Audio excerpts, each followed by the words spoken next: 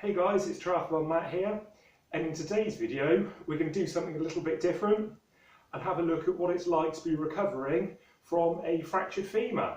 Let's go!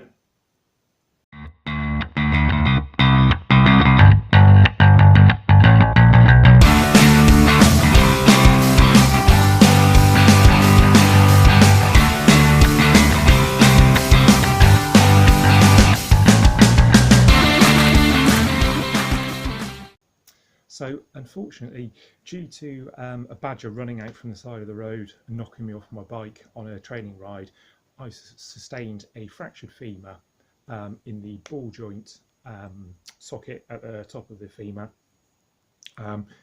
Luckily, I could have surgery for a procedure called a dynamic hip screw, and what this did was put a metal plate alongside the bone, which the surgeon can then drill through to the other side through the fracture and actually heal the actually close the bone back together at the fracture point. I say I'm lucky that I was able to have this because it increases the recovery time by about 3 months. So 24 hours after the surgery, without the surgery, would have taken me about 3 months to get to. So absolute real godsend that the surgery was successful and helped.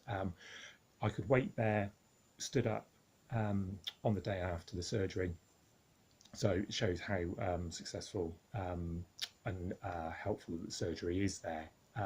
That said, it was still super tough. Straight after the accident and also after the surgery, it feels like you've got a sort of 100-kilogram dumbbell wedged on your thigh muscle. So trying to lift your leg up, it's almost like an insurmountable effort, really tough. The first physio exercise I had to do after the surgery, which was the day after, was simply to stand up out of bed, just swinging my leg out of bed with the help of the physio team, and then standing upright absolutely wiped me out. I don't mind admitting I actually nearly passed out from that happening and had to get straight back into bed. So in terms of setting expectation of what it's like to have a fracture and to help recover, it is tough, especially in those early days. What is amazing is how much progress you will make and how quickly. As I mentioned, the first test of simply getting out of bed the day after surgery was very tough, yet the day after that I actually managed to get out of bed okay, with relatively little assistance compared to the first time. And then the next push on point was sitting down in a chair to the side of the bed. At that point, I lasted about 20 seconds and then boom, it was time out again and I had to get back in bed. So it shows it's still tough, yet the progress that you make day by day in the early stages really is phenomenal. So that's probably worth knowing that if you do end up in this sort of situation, or you are currently in the early stages of recovery from a bone fracture, it is tough. That saying, it does improve day by day. My big tip here is to really listen to the physio team and the exercises that they give you, and make sure that you do them exactly how they say and to the exact timetable that they give you. Certainly with the case of the femur fracture, it's a case that the more active you can be, the faster it's going to recover. So the more you put in, the more you get out. So being an active kind of guy, that was quite useful. So what I could do, it was good for me to crack on and go.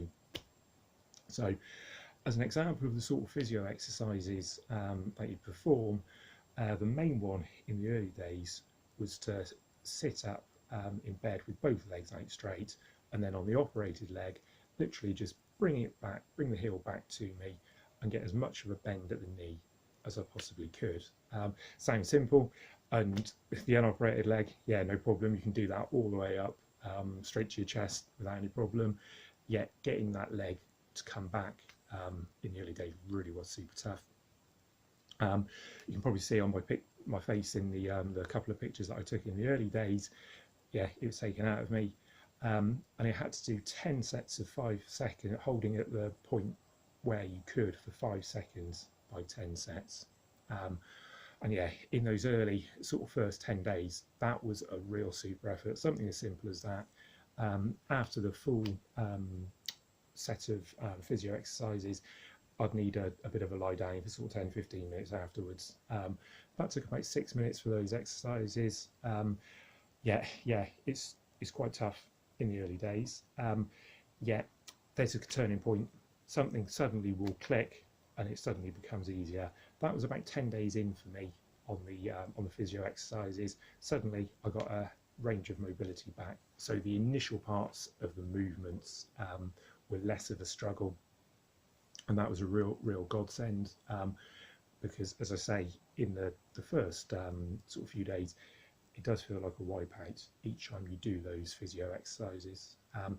Other thing to mention there is the timetable of the physio exercises for myself was actually every 2 hours. So from 8 in the morning to 8 in the evening, every 2 hours I was doing those exercises religiously.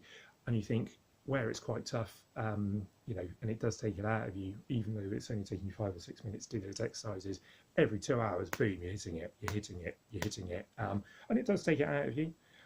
So that's part of the recovery journey and rehabilitation journey, is to stick to those physio exercises, and specifically how they tell you as well. Always try and practice good form when you are putting the effort into the physio exercises to get the maximum amount of benefit out of it, and really stick to them. And I found that a massive benefit for my rehabilitation so far.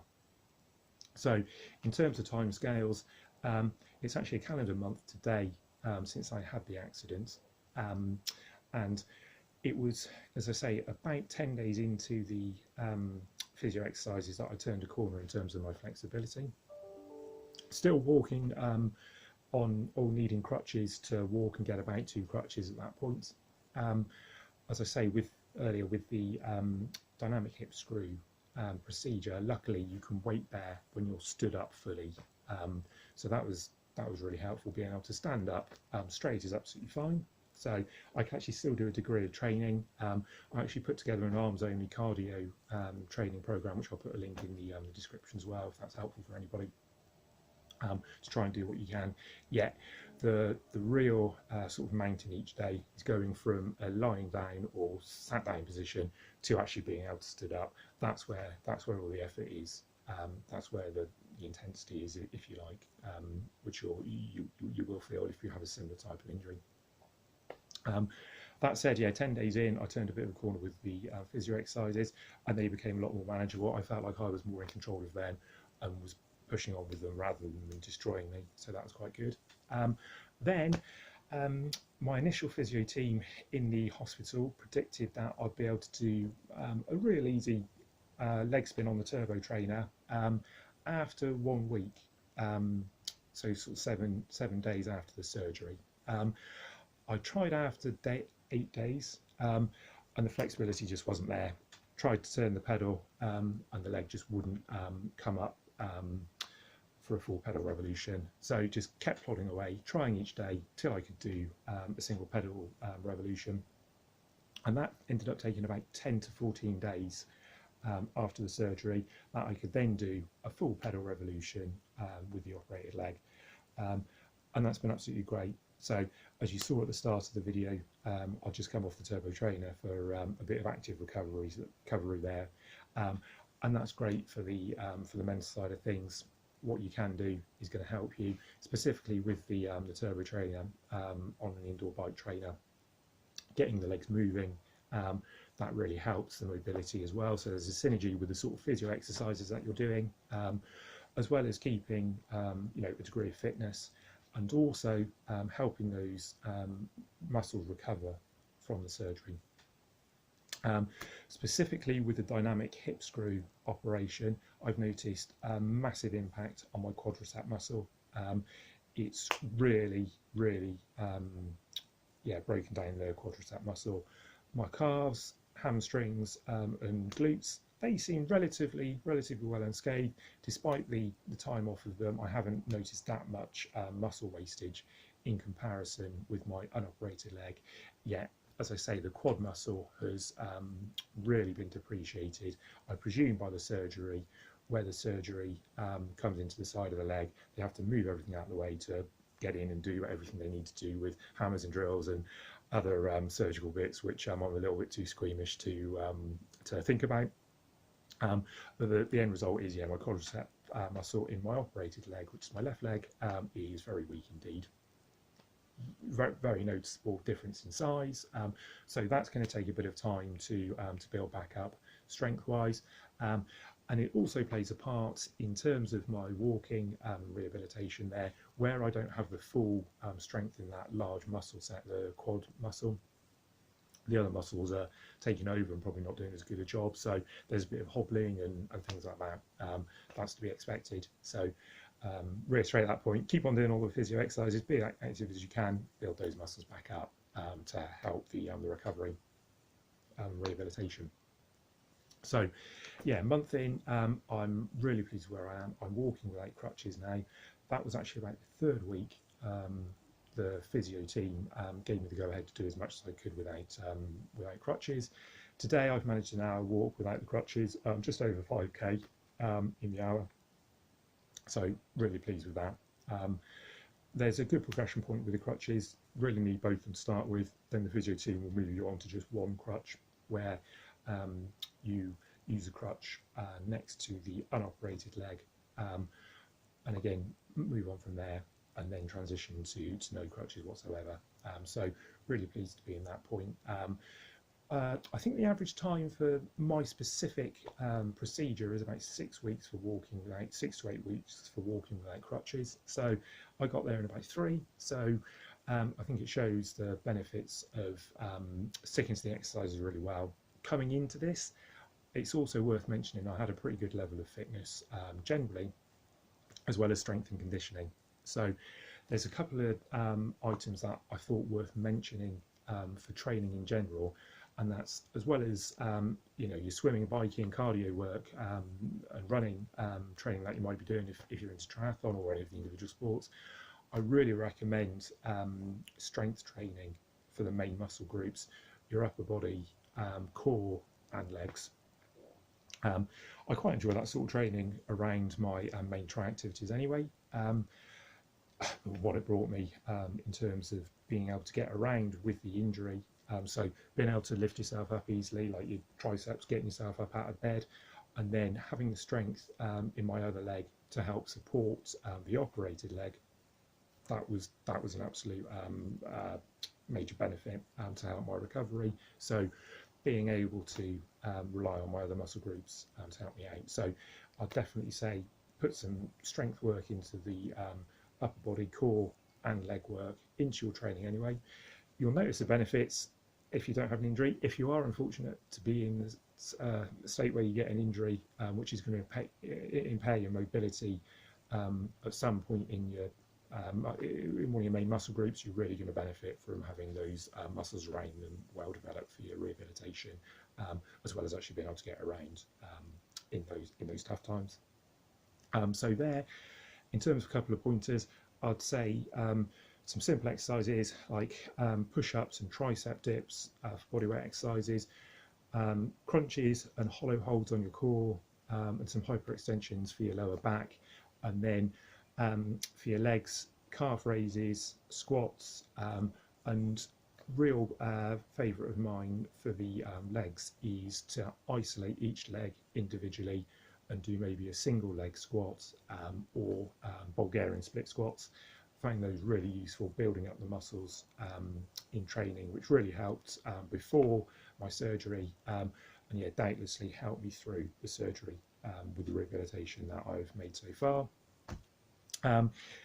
Another point which will help if you do find yourself in hospital recovering from this sort of injury is actually the quality of your diet leading up to, during and then post-surgery. Reason I say that is as well as all the vitamins and minerals and things like that which can help you recover, if you're in hospital on painkillers, some of them can bung your insides up. So having a good quality diet which helps your digestive systems, basically I'm saying everything flow through as it should do. Won't go into too much gory detail there. It's going to benefit you. So there, generally, all the food that you should be eating should be whole grain varieties. That's going to be a great benefit. So your rice, your pasta, your bread, white bread or white versions of those should be the exception, not the rule. Generally go for the whole grain versions. Not only will you be getting a far better quality of nutrients there, also yeah, if you do end up in hospital, it's going to keep things flowing a lot better. When you're in hospital as well, make sure you go for everything that's whole grain. That's what I did. They had sandwiches provided and things like that for some of the meal times, and I just kept away from the white bread altogether, kept to the whole grain. That really helped. Good for your digestion, as well as the extra nutrients that they bring. On that point of nutrients, specifically for the bone healing, there's a few key points that I've found out. The first tip is to keep your veg intake high. So lots of cruciferous vegetables like the broccoli and cauliflower. That's going to be really good news. I think they contain vitamin K, which is useful for the bone recovery. Spinach and kale, they're good as well. I've been adding those in each day to really get a boost for those vitamins. Add in some vitamin D. You might need to supplement that can be lacking in diet. And the other tip that I found out due to one of the NHS online guides, which I'll put a link to in the description, is for calcium, which is a fairly well-known bone builder. One of the most bioavailable versions or options that you can get, bizarrely enough, which was unknown to me, is the malted drink Horlicks, and that's specifically Horlicks and the standard Horlicks variety as well, not the other versions apparently like Ovaltine or the Horlicks Light. According to the NHS information, it's the main standard Horlicks drink. For whatever reason, is got a really high rating of bioavailability for calcium absorption. So that's a top tip that I was unaware of before being in this situation. So if you do find yourself with a bone break or fracture, get some Horlicks on the go straight away. I actually add that to a protein shake with each meal. The only downside with the Horlicks is it's got a lot of added sugar in it. Generally, diet-wise, I try to stay away from foods which have got added sugar on the ingredients label. Yet here, absolutely making an exception for the benefits you're going to get from that bioavailability of the calcium in the Horlicks drink. As I say, put in some protein powder as well. Add that to your meals. Hopefully, that should help with the recovery. So here, yeah, a lot of positives going, you know, all in the right direction, and absolutely you've got to touch on the negatives.